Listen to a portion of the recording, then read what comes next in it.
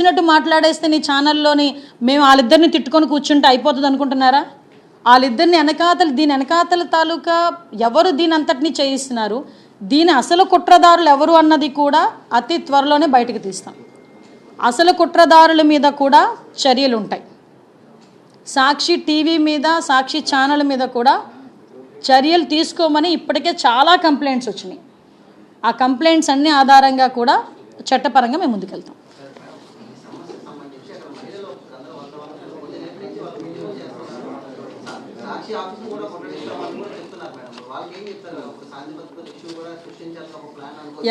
శాంతి భద్రతలు సృష్టించాలని ప్లాన్ కాదండి.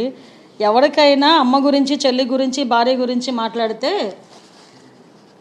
నేను చాలా సందర్భాలు ఇంతకుముందు మాట్లాడాను, ఒక పదం ఉపయోగిస్తే చాలా కోపం వస్తుంది. ముందు వెళ్ళి ఎవరైనా మన ఇంట్లో ఆడపిల్లల గురించి ఏదైనా నీచంగా మాట్లాడినా, కొంచెం ఒక వర్డ్ జారినా ఫస్ట్ వెళ్ళి చేయలేసేది, లేదా కాలర్ పట్టుకుంటాం. జనరల్గా జరిగేది. అలాంటిది రాష్ట్రంలో ఉన్న అమ్మలందరి గురించి మాట్లాడాడండి, మాట్లాడించారండి.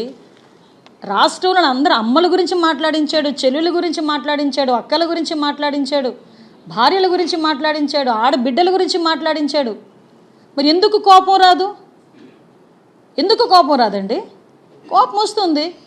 నేను ఒకటే మాట్లాడుతున్నా, కోపం వస్తుంది. కానీ ఎక్కడా కూడా శాంతి భద్రత విఘాతం కలిగించకుండా చూసుకునే బాధ్యత డిపార్ట్మెంట్ పరంగా మేము తీసుకుంటాం.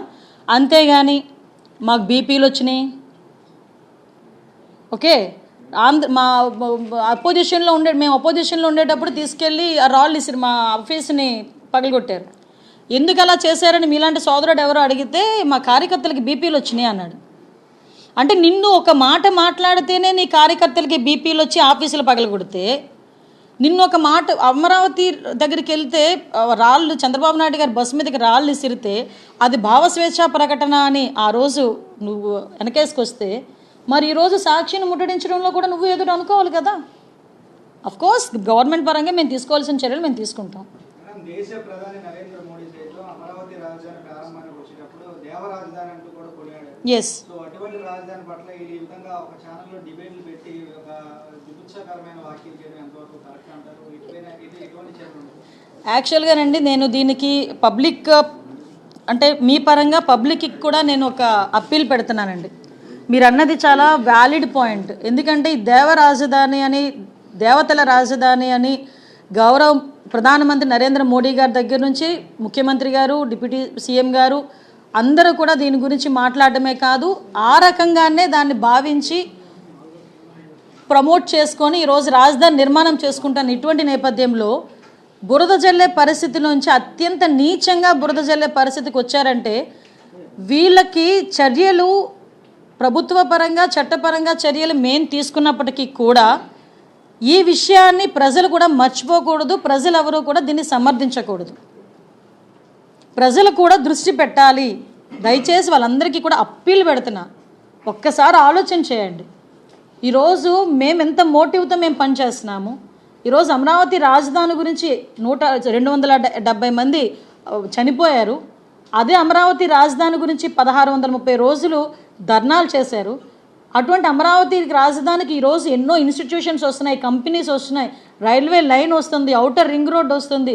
ఈ రోజుకే 70,000 కోట్లకు పైగా ఈరోజు ప్రణాళికను సిద్ధం చేసుకున్న ఇటువంటి తరుణంలో బురద జల్లే పరిస్థితిలో ఒక ఆడదాన్ని బయటకు తీసుకొచ్చి, ఒక ఆడపిల్లల తాలూకా అంటే దాన్ని ఏమంటారంటే శీలాన్ని కించపరిచే విధంగా వీళ్ళు మాట్లాడే తీరు ప్రజలందరూ కూడా గమనించాలి, ప్రజలందరూ కూడా అర్థం చేసుకోవాలి. దీని మీద మేము చేసుకోవాల్సిన చట్టపరమైన చర్యలు మేము తీసుకున్నప్పటికీ కూడా దయచేసి పబ్లిక్కి ఒక మహిళగా నేను అప్పీల్ పెడుతున్నా, దయచేసి అర్థం చేసుకోండి. ఇలాంటి వాళ్ళని మనం ఏం చేయాలన్నది మీకే వదిలేస్తున్నా.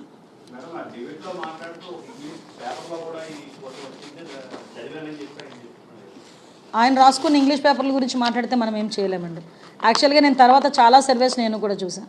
యాక్చువల్గా ఎవ్రీ టైము ఒక హెల్త్ గురించి ప్రతి ఒక్కరు కూడా కొన్ని సర్వేస్ బయట పెడతారు. ఆ సర్వేస్ విషయంలోని దాన్ని బేస్ చేసుకొని నోటుకొచ్చినట్టు మాట్లాడడం అనేది ఎంతవరకు న్యాయం? పోనీ నువ్వు నిజంగా సర్వేయే చూసేవు,